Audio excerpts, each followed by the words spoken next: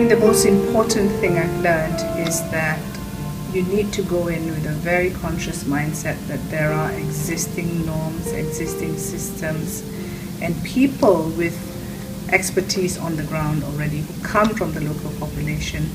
It's so easy for international aid workers to jump into a massive, disaster, post-disaster situation and think that they're the solution and bypass, the structures that are already in place, no matter how damaged they are. So I think the bottom line is respect, know what you're dealing with, and listen very carefully to what the people are saying on the ground.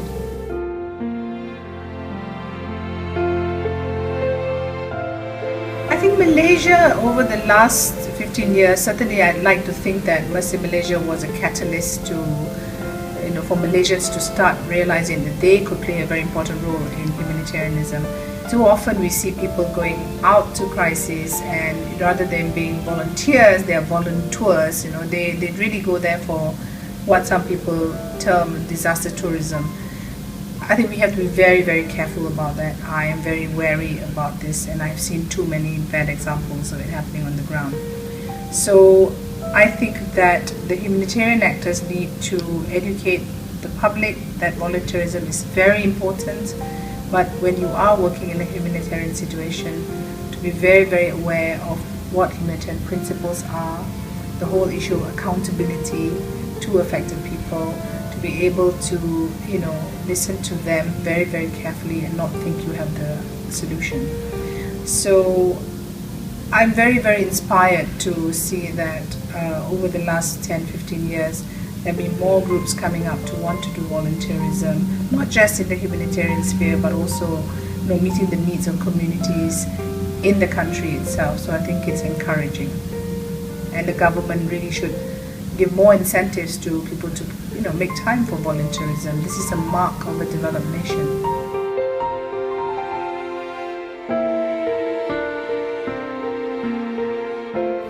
Years from now, I think the humanitarian arena will be a much more diverse place. Conventional actors need to rethink the future, and we certainly have to continuously think about the future rather than preparing for now. And this is why I have taken up the challenge of leading the World Humanitarian Summit Secretariat in New York.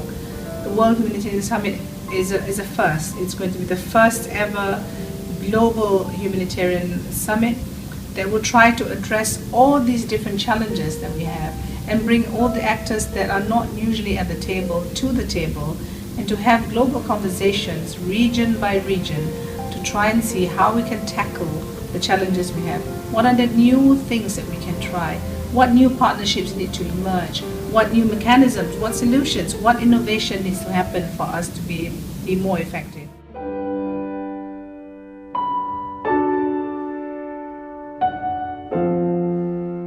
What emerged very clearly is that Asia is the most disaster-prone region in the world. On top of that, we have the increasing challenges of climate change. We have also underlying conflict, which are subnational in the region, and a rapidly urbanized region with more than 70% of the region being urbanized in the next 20 years. I think this brings so many new challenges to the region, and if we look back at the last 10 years of the tsunami, not only was there one in Indonesia, but there were also many others actually in the region. Some may be smaller, but the large ones, of course, included the one in Japan. So I think moving to the future, it's a time now for Asia to really invest in preparedness and mitigation, and I think the linkage of the World Humanitarian Summit with the World Conference on Disaster Risk Reduction in Japan next year will be critical. How do we make sure that governments prioritize risk management, and that is not just looking at disasters but all aspects of risk? We've seen in Sendai how it's not just a tsunami, it was also an earthquake and also a nuclear incident. So I think that the complexity of disasters will also be something we will have to tackle with.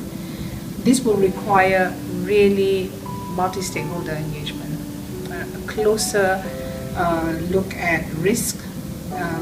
This is where the private sector comes in, because it is in their interest to understand the risks that their businesses also face and how they can contribute to actually reducing risk through better use of insurance, better buildings that are constructed, better planning and integration of not just development but also community-based measures that strengthen the resilience of people.